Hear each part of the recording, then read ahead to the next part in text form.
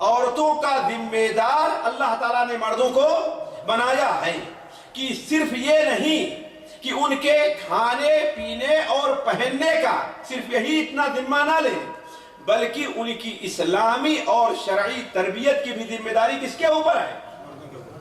مردوں کے اوپر ہے۔ اسی لیے اگر کوئی عورت کسی غلط کام کو انجام دیتی ہے تو جہاں اس غلط کام کے انجام دینے میں وہ اللہ تبارک و تعالیٰ کے یہاں ذمہ دار ہے، اسی طریقے سے اس کے گھر کا جو نگراں ہے وہ بھی اس کا ذمہ دار ہے۔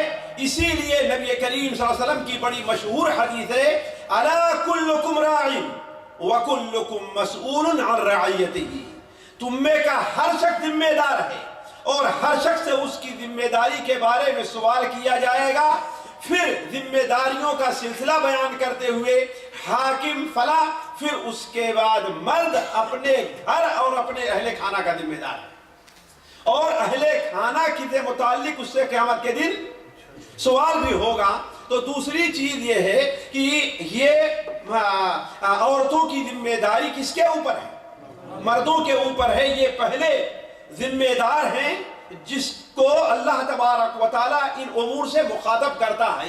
تیسری بات یہ کہ آپ جانتے ہیں کہ آج اس ٹیکنالوجی کے زمانے میں جو بات جہاں کہی جائے وہیں پر نہیں رہتی، جو بات جہاں کہی جائے وہیں پر نہیں رہتی ہے، بلکہ وہاں سے نکل کر کے وہ بات دور دور تک کبھی ڈائریکٹ پہنچتی ہے وقتی طور پر، اور کبھی بعد میں ان آلات کے ذریعے جن کے ذریعے سے آواز کو یا آواز اور صورت کو محفوظ کر لیا جاتا ہے، بعد میں بھی دوسروں تک پہنچتی ہے۔